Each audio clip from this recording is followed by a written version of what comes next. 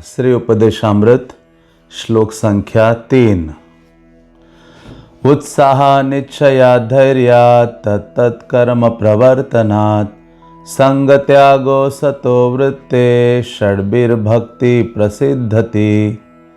अनुवाद: शुद्ध भक्ति को संपन्न करने में 6 सिद्धांत अनुकूल होते हैं। 1. उत्साही बने रहना। 2. निश्चय के साथ प्रयास करना। 3. धैर्यवान होना। 4. नियामक सिद्धांतों के अनुसार कर्म करना, यथा श्रवणम कीर्तनम विष्णु स्मरणम, भगवान श्री कृष्ण का श्रवण कीर्तन तथा स्मरण करना। 5वां अभक्तों की संगति छोड़ देना तथा 6ठा पूर्ववर्ती आचार्यों के चरण चिन्हों पर चलना। ये 6 सिद्धांत निस्संदेह शुद्ध भक्ति की पूर्ण सफलता के प्रति आश्वस्त करते हैं। तात्पर्य: भक्ति भावनात्मक चिंतन या काल्पनिक उर्मी नहीं है। इसकी विषय वस्तु व्यावहारिक सक्रियता है। श्रील रूप गोस्वामी ने अपने भक्ति रसामृत सिंधु में भक्ति की परिभाषा इस प्रकार दी है: अन्याभिलाषिता शून्यम ज्ञान कर्मादि अनावृतम आनुकूल्येन कृष्णानुशीलनम भक्तिरुत्तमा। उत्तमा भक्ति या पूर्ण पुरुषोत्तम परमेश्वर भगवान श्री कृष्ण के प्रति अनन्य भक्ति इस तरह की जाने वाली भक्ति है जो श्री भगवान के अनुकूल है। इस भक्ति को किसी बाह्य प्रयोजन से मुक्त होना चाहिए और सकाम कर्म, निर्विशेष ज्ञान तथा अन्य समस्त स्वार्थमयी इच्छाओं से रहित होना चाहिए। भक्ति एक प्रकार का अनुशीलन है। जो ये हम अनुशीलन का नाम लेते हैं तो हमारा अभिप्राय सक्रियता या क्रियाशीलता से रहता है। आध्यात्मिकता के अनुशीलन का अर्थ ध्यान के लिए निष्क्रिय होकर बैठ जाना नहीं है, जैसा कि कुछ छद्म योगी सिखाते हैं। ऐसा निष्क्रिय ध्यान उन लोगों के लिए अच्छा हो सकता है जिन्हें भक्तिमय सेवा का पता नहीं है। इसलिए कभी कभी इसकी संस्तुति व्यवधानात्मक भौतिकतावादी कार्यकलापों को रोकने के लिए की जाती है। ध्यान का अर्थ है कम से कम ध्यान करते समय व्यर्थ के कार्यकलापों को रोक देना। किंतु भक्तिमय सेवा न केवल ऐसे सभी व्यर्थ संसारी कार्यकलापों को रोकती है, अपितु मनुष्य को सार्थक भक्ति कार्यों में भी लगाती है। श्री प्रहलाद महाराज संस्तुति करते हैं: श्रवणम कीर्तनम विष्णु स्मरणम पाद सेवनम अर्चनम वंदनम दास्यम सख्यम आत्मनिवेदनम। भक्ति की 9 विधियां इस प्रकार है: 1. परमेश्वर के नाम तथा उनकी महिमाओं को सुनना। 2. उनकी महिमाओं का कीर्तन करना। 3. श्री भगवान का स्मरण करना। 4. श्री भगवान के चरणों की सेवा करना। 5. अर्चा विग्रह की पूजा करना। 6. श्री भगवान को नमस्कार करना। 7. श्री भगवान के दास रूप में कार्य करना। 8. श्री भगवान के साथ मित्रता करना। 9. श्री भगवान के प्रति पूर्णतया आत्मसमर्पण करना। दिव्य ज्ञान प्राप्त करने की दिशा में श्रवणम अर्थात सुनना प्रथम कदम है। मनुष्य को चाहिए कि अनधिकृत पुरुषों की बातें कान से न सुने, अपितु योग्य व्यक्ति के पास जाए, जैसा कि श्रीमद् भगवद गीता में संस्तुति की गई है: तद्विद्धि प्रणिपातेन परिप्रश्नेन सेवया उपदेक्षन्ति ते ज्ञानम ज्ञानिनस्तत्वदर्शिनः। गुरु के पास जाकर सत्य को सीखने का प्रयत्न करो, उनसे विनीत भाव से जिज्ञासा करो और उनकी सेवा करो। स्वरूप सिद्ध व्यक्ति तुम्हें ज्ञान प्रदान कर सकता है क्योंकि उसने सत्य का दर्शन किया है। मुंडक उपनिषद में और भी संस्तुति की गई है: तद विज्ञानार्थम स गुरुमेवा विगच्छेत। उस दिव्य ज्ञान को समझने के लिए प्रामाणिक गुरु के पास जाना आवश्यक है। इस प्रकार विनीत भाव से दिव्य गुह्य ज्ञान प्राप्त करने की यह विधि केवल मानसिक चिंतन पर आधारित नहीं है। इस प्रसंग में श्री चैतन्य महाप्रभु ने श्रील रूप गोस्वामी को बतलाया: ब्रह्मांड भ्रमिते कौन भाग्यवान जीव, गुरु कृष्ण प्रसादे पाए भक्ति लता बीज।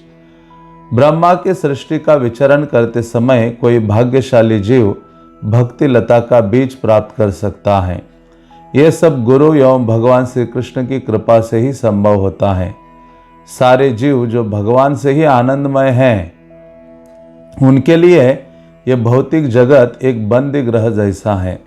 वे वास्तव में इस प्रतिबंधित सुख के संसार रूपी बंदी ग्रह से मुक्त होना चाहते हैं, लेकिन मुक्ति की विधि न जानने के कारण वे एक योनि से दूसरे योनि में और एक ग्रह से दूसरे ग्रह में देहांतर करने के लिए बाध्य होते हैं।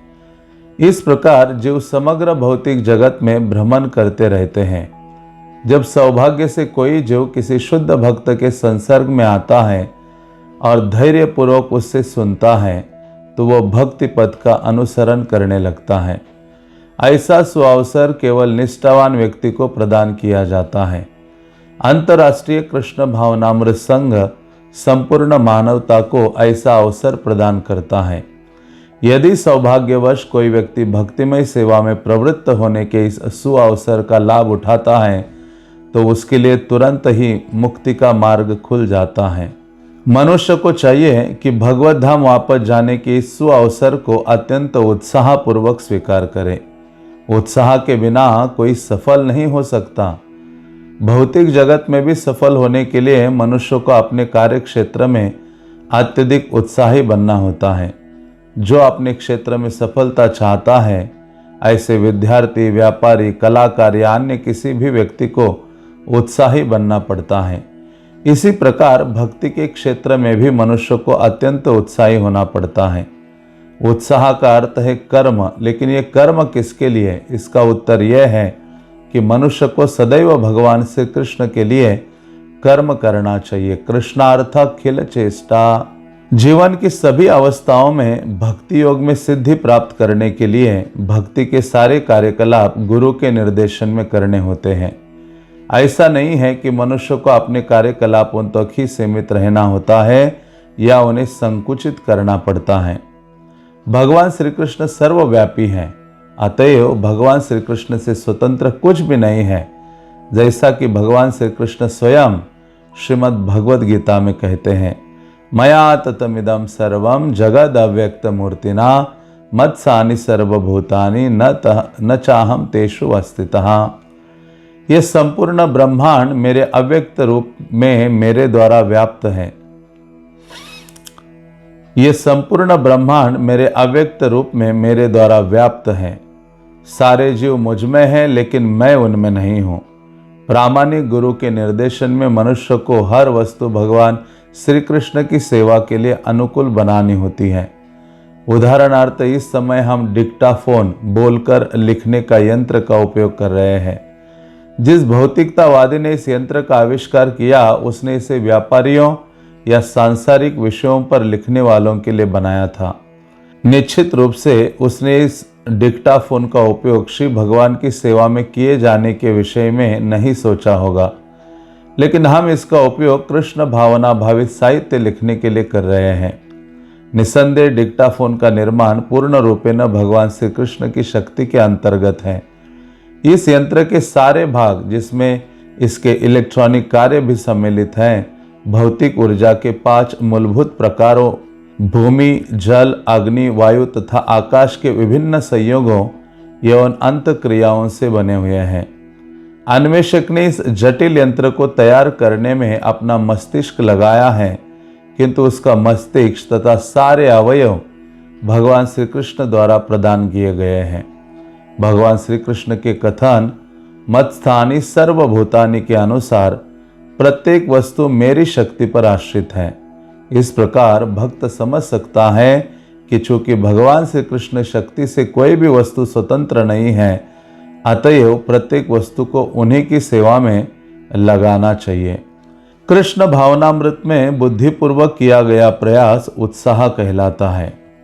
भक्तगण उन सही सही साधनों का पता लगा लेते हैं जिनसे हर वस्तु का उपयोग भगवान श्री कृष्ण की सेवा में किया जा सके। निर्बंध कृष्ण संबंधे युक्तम वैराग्यम उच्यते। भक्ति को संपन्न करना निष्क्रिय ध्यान नहीं, अपितु आध्यात्मिक जीवन की पूर्व भूमिका में व्यवहारिक कर्म है। ये सारे कार्यकलाप धैर्यपूर्वक संपन्न करने चाहिए। कृष्ण भावनामृत में मनुष्य को अधीर नहीं होना चाहिए। निसंदेह यह कृष्ण भावनामृत आंदोलन अकेले ही प्रारंभ किया गया था और प्रारंभ में किसी ने रुचि नहीं दिखाई थी, लेकिन चूंकि हम अपने भक्ति कार्य धैर्यपूर्वक करते रहे, अतएव धीरे धीरे लोग इस आंदोलन की महत्ता समझने लगे और अब वे इसमें उत्सुकता पूर्वक सम्मिलित हो रहे हैं। मनुष्य को भक्ति करते समय अधीर नहीं होना चाहिए, अपितु गुरु से उपदेश लेना चाहिए और गुरु तथा भगवान श्री कृष्ण की कृपा पर अवलंबित रहते हुए उसे धैर्यपूर्वक पूरा करना चाहिए। कृष्ण भावना भावित कार्यकलापों की सफल संपन्नता के लिए धैर्य तथा विश्वास दोनों की आवश्यकता है। यह स्वाभाविक है कि एक नवविवाहिता कन्या अपने पति से संतान की कामना करती है, किंतु वो विवाह के तुरंत बाद संतान प्राप्त करने की आशा नहीं कर सकती। निसंदेह विवाह होते ही वह संतान प्राप्ति के लिए प्रयास कर सकती है, लेकिन उसे अपने पति के प्रति समर्पित होकर विश्वस्त होना पड़ेगा कि निश्चित समय में संतान का जन्म होगा। इसी प्रकार भक्ति में समर्पण का अर्थ है विश्वस्त होना। भक्त सोचता है अवश्य रक्षिबे कृष्ण, भगवान श्री कृष्ण निश्चित रूप से मेरी रक्षा करेंगे और भक्ति की सफल संपन्नता के लिए मुझे सहायता देंगे। यही विश्वास कहलाता है। जैसा कि पहले बताया जा चुका है, मनुष्य को विधि विधानों को संपन्न करने में आलस्य नहीं करना चाहिए, अपितु अत्यधिक उत्साह दिखलाना चाहिए। तत्त कर्म प्रवर्तनात्, विधि विधानों की उपेक्षा से भक्ति विनष्ट हो जाएगी। इस कृष्ण भावनामृत आंदोलन में 4 मूल नियामक सिद्धांत हैं। अवैध मैथुन, मांसाहार, द्यूत क्रीड़ा तथा मादक द्रव्यों का सेवन, इन चारों का बहिष्कार। भक्त को इन सिद्धांतों का पालन करने में अत्यंत उत्साह दिखलाना चाहिए। यदि वह इनमें से किसी भी एक का पालन करने में शिथिलता बरतता है तो उसकी प्रगति अवश्य ही रुक जाएगी। अतएव श्रील रूप गोस्वामी की संस्तुति है तत्त कर्म प्रवर्तनात्, मनुष्य को वैदिक भक्ति के विधि विधानों का कठोरता से पालन करना चाहिए। इन 4 निषेधों यम के अतिरिक्त 4 सकारात्मक विधियां अर्थात नियम भी हैं। यथा प्रतिदिन जप माला पर 16 माला का जप करना। इन अनुष्ठानों को उत्साहपूर्वक एवं श्रद्धा सहित संपन्न करना चाहिए। यही तत्त कर्म प्रवर्तनात् अर्थात भक्ति में विविध संलग्नता कहलाती है। साथ ही भक्ति में सफलता के लिए मनुष्य को अवांछित लोगों की संगति त्याग देनी चाहिए। इनमें कर्मी, ज्ञानी, योगी तथा अन्य अभक्तगण का समावेश हो जाता है। एक बार श्री चैतन्य महाप्रभु से उनके एक गृहस्थ भक्त ने वैष्णव मत के सामान्य सिद्धांतों एवं वैष्णव के सामान्य नित्य कार्यकलापों के विषय में पूछा तो उन्होंने तुरंत उत्तर दिया था, असत्संग त्याग यही वैष्णवाचार। वैष्णव वो है जो संसारी लोगों या अभक्तों की संगति छोड़ दे। अतएव श्रील नरोत्तम दास ठाकुर ने संस्तुति की है तांदेर चरण सेवी भक्त सनेवास।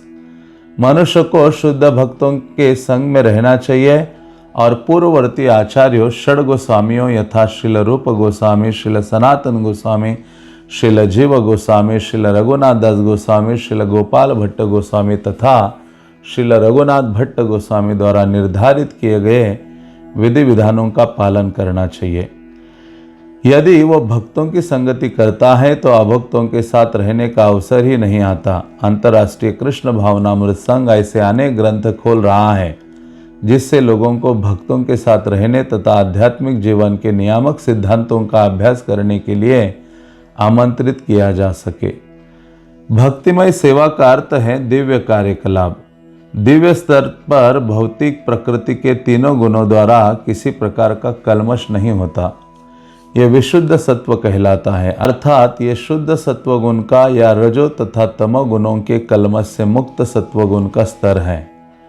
इस कृष्ण भावनामृत आंदोलन में हम चाहते हैं कि सभी लोग प्रातःकाल 4 बजे तक जग जाएं और मंगल आरती अर्थात प्रातःकालीन पूजा में भाग ले तथा श्रीमद् भागवतम पढ़े।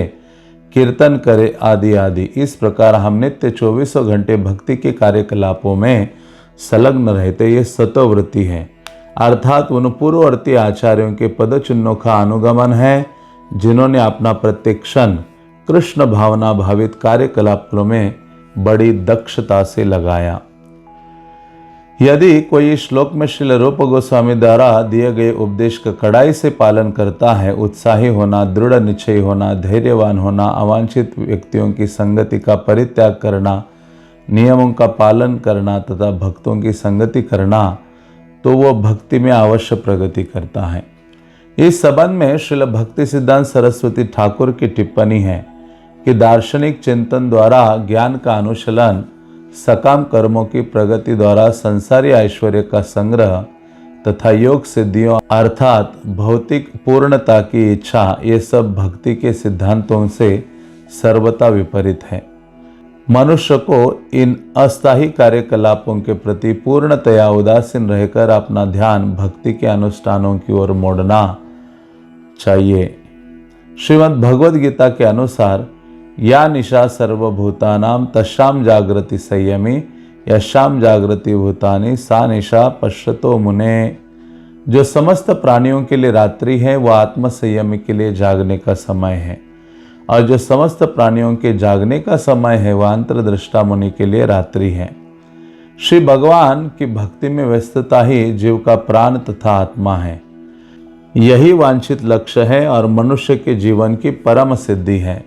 मनुष्य को इस विषय में विश्वस्त भी होना चाहिए और उसे ये विश्वास भी रखना चाहिए कि भक्ति के अतिरिक्त सारे कार्यकलाप यथा मानसिक तर्क, सकाम कर्म या यौगिक प्रयास कभी कोई स्थायी लाभ देने वाला नहीं।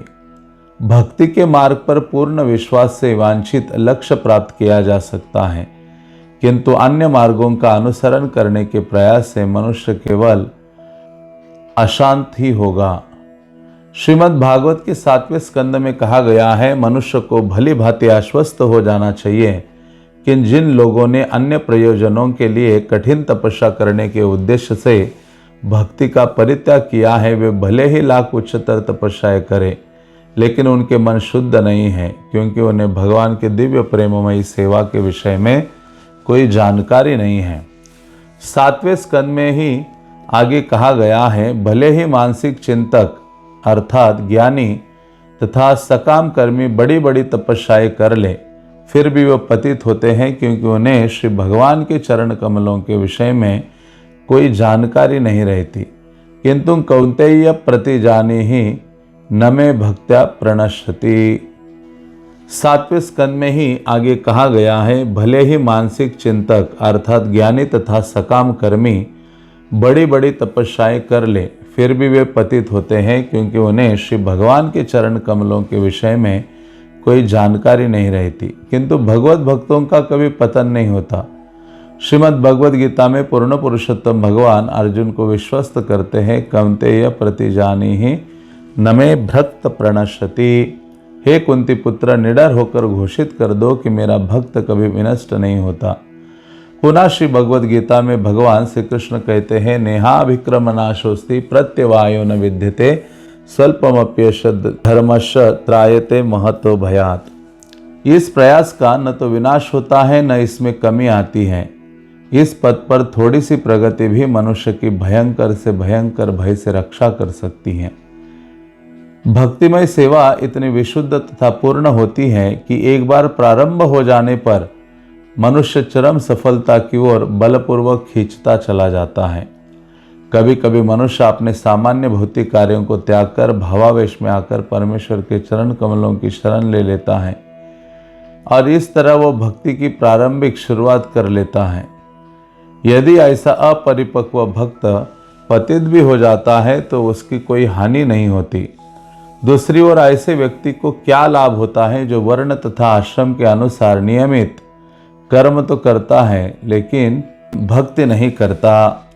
पतित भक्त का अगले जन्म किसी निम्न कुल में क्यों ना हो, किंतु फिर भी उसकी भक्ति वहीं से प्रारंभ हो जाएगी जहां उसने छोड़ी थी। भक्ति अहेतु की अप्रतिहता है। यह न तो किसी संसारी कारण का फल है, न ही इसी किसी भौतिक अवरोध से स्थायी रूप से कम की जा सकती हैं। अतएव भक्त को अपने कार्य के प्रति आश्वस्त होना चाहिए और उसे कर्मियों, ज्ञानियों तथा योगियों के कार्यकलापों में अत्यधिक रुचि नहीं लेनी चाहिए। निसंदेह सकाम कर्मियों, ज्ञानियों, योगियों में अनेक सद्गुण होते हैं, लेकिन भक्त के चरित्र में सारे सद्गुण स्वतः विकसित हो जाते हैं। इसके लिए बाह्य प्रयास नहीं करने चाहिए। जैसा कि श्रीमद् भागवतम में पुष्टि की गई है, जिस व्यक्ति ने शुद्ध भक्ति विकसित कर ली है उसमें देवताओं के सारे सद्गुण प्रकट हो जाते हैं। उसमें देवताओं के सारे सद्गुण क्रमशः प्रकट होने लगते हैं। क्योंकि भक्त किसी भौतिक प्रपंच में रुचि नहीं रखता, अतएव वो भौतिक दृष्टि से कलमग्रस्त नहीं होता। वो तुरंत दिव्य जीवन के स्तर पर स्थिर हो जाता है। किंतु जो व्यक्ति सांसारिक प्रपंच में लगा रहता है, चाहे वह तथाकथित ज्ञानी हो, योगी हो, कर्मी हो, परोपकारी हो, राष्ट्रवादी हो या अन्य कुछ हो, वो महात्मा के पद तक ऊपर उठ नहीं सकता। वो दुरात्मा या संकुच हृदय वाला बना रहता है। भगवद गीता के अनुसार महात्मानस्तु मां पार्थ दैवीं प्रकृतिमाश्रिता भजन्ते अनन्य मनसो ज्ञात्वा भूतादिमव्ययम्। हे पृथा पुत्र, जो मोहग्रस्त नहीं है ऐसे महात्मा दैवी प्रकृति के संरक्षण में रहते हैं। वे पूर्णतया भक्तिमय सेवा में निमग्न रहते हैं, क्योंकि वे मुझे आदि एवं अविनाशी पूर्ण पुरुषोत्तम परमेश्वर के रूप में जानते हैं। चूंकि सारे भगवत भक्त उनकी परम शक्ति के संरक्षण में रहते हैं, अतएव उन्हें भक्तिमय सेवा के मार्ग से विचलित होकर कर्मी, ज्ञानी या योगी के पद को ग्रहण नहीं करना चाहिए।